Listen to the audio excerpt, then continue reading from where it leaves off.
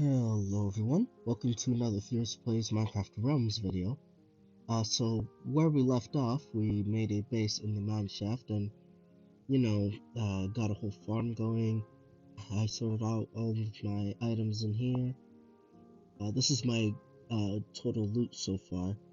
But, yeah, I slept here, so now my spawn is set for here.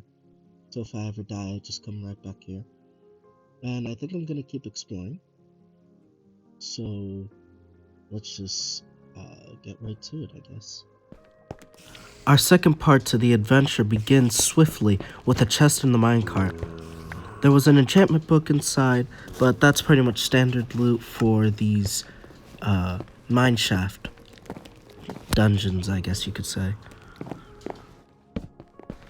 I still remembered my mission for getting some redstone, so of course, me being out exploring still in the mineshaft, I picked up whatever redstone I could. Just like last episode, there was still a ton of iron in this mine shaft, so since I already had some smelters, I decided to pick up the iron too.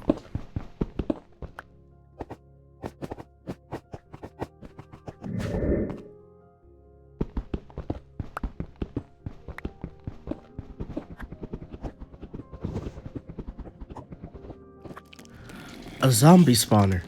I could actually turn this into a new kind of farm that I recently discovered how to make on Bedrock for a bunch of drowns, which means tridents, and at this height it would work very well.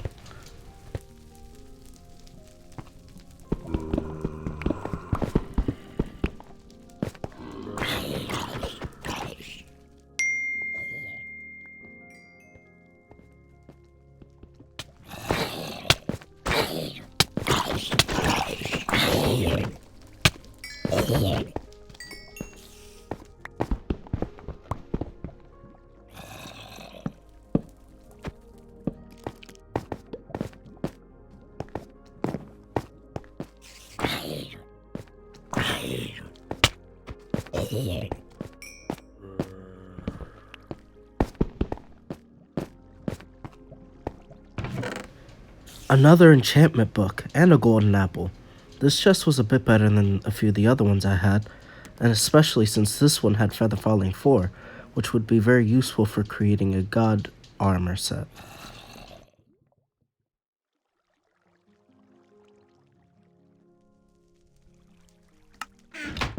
At this point I realized there's already so many rails inside of the mine shaft, why not take some of them to use them in projects on the surface?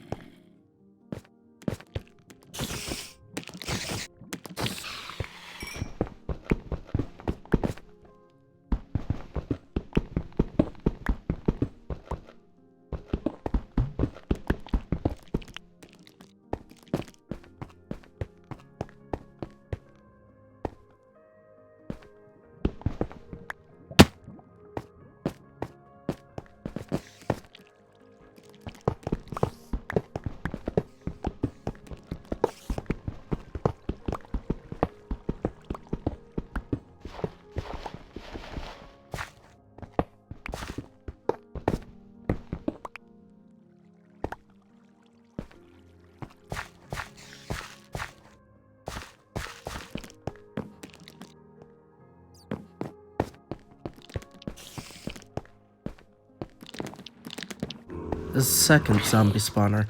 This one wasn't as useful as the previous one since that one was higher up, so I decided to just break the spawner instead for the XP.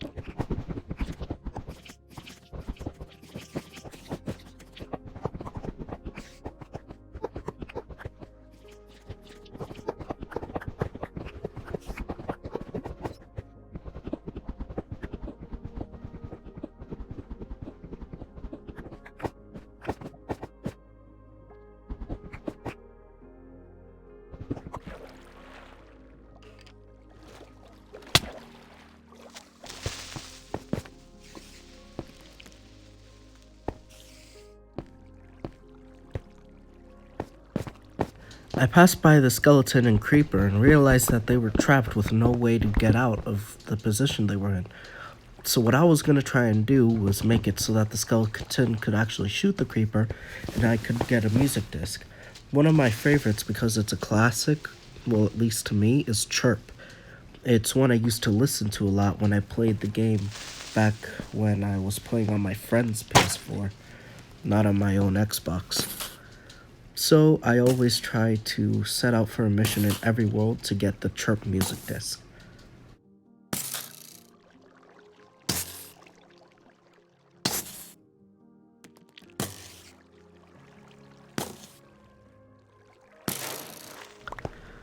Not Chirp, but it will do. It's not a bad song that's on that music disc.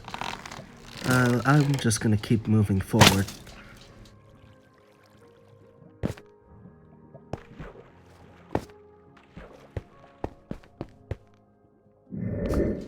Home sweet home. I decided I would ascend right here. And rather than just try and make my way out of the cave, I would go ahead and dig my way out. Now doing that on Pocket Edition isn't easy because of the darkness, but I had a feeling I would be able to get through it.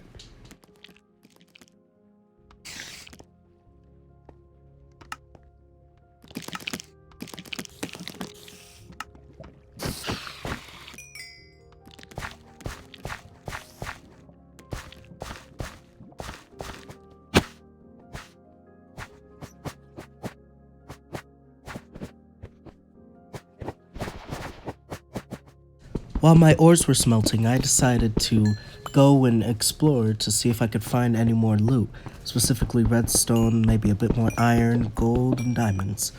That was pretty much it, really.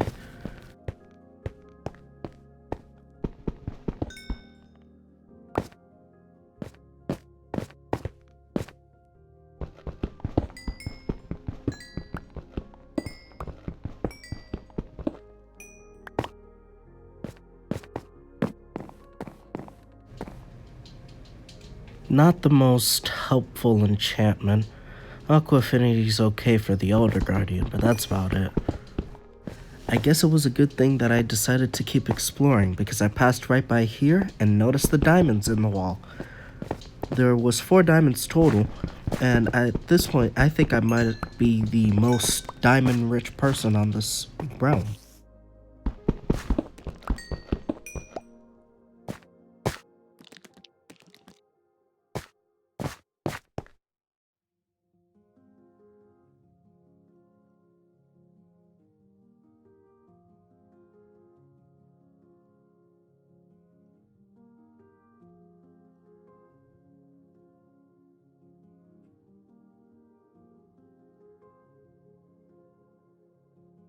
As you can tell by now, I started my upward climb and already got to level 30. I need to, of course, get to around level 64 for me to start actually hitting the surface, unless I'm under a mountain, which is probably not the case because I probably would have found emeralds by now. But something interesting happened while I was gone.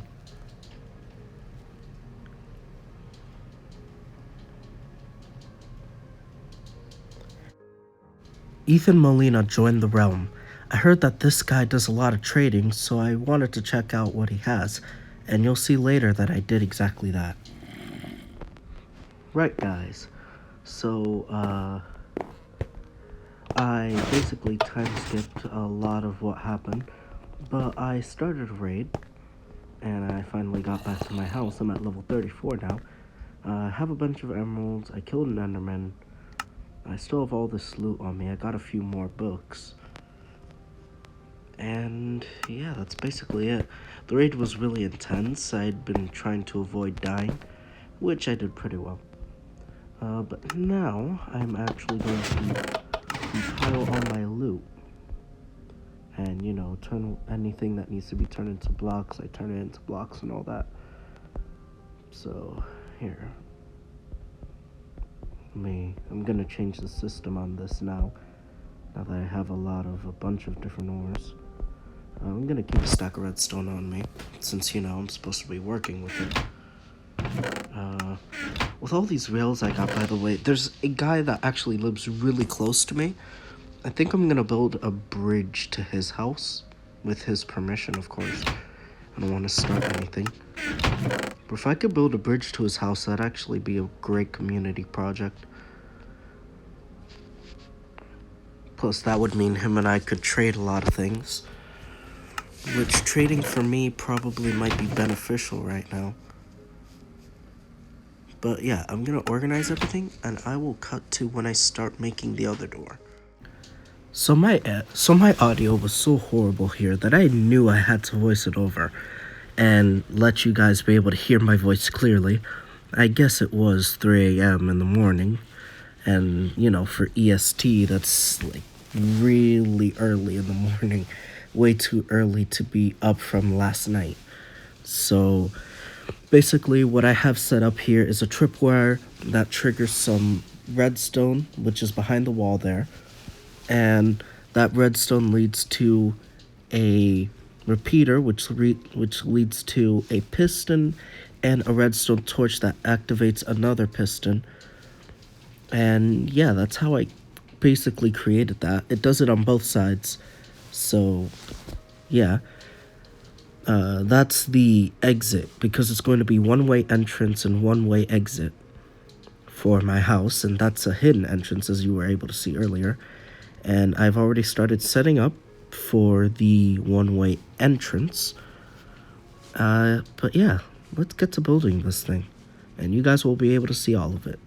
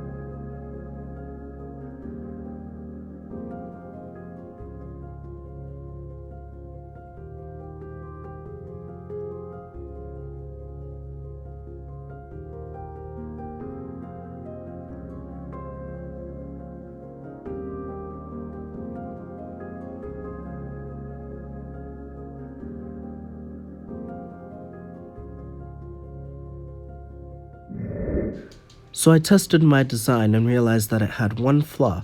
There wasn't enough delay. To fix that was a simple solution. I just built backwards and then used redstone repeaters and set them to 4 ticks, which for each redstone repeater gave me 0.4 seconds extra, essentially lengthening the time I had to get into the base. And once I'm done with this, you guys will see the final result. Alright, so I've just come from a long journey, let's assume, and I go to get into the base, and where's the button? Oh, I see, it's right here. So let's go ahead, you press the button, and I should fall any moment now. There we go, I fall right through. Oh, I took a little suffocation damage there, and some low battery. But it basically works. But now I fixed it again. And yep, it doesn't suffocate me now. I just made the ladders a little bit lower. So that's that done. And yeah. But yeah, I seriously hope you guys enjoyed the video. I'm gonna start slowing down a bit more now that, you know, at least on the Minecraft series, not with uploads, but I'm gonna be slowing down, building more stuff, since I've been making a lot of progression. The most progression I'm probably gonna be doing is heading to the Nether. So expect that for next episode, which should be coming out on Wednesday. And yeah, I hope I'll see you guys then. Have a good day.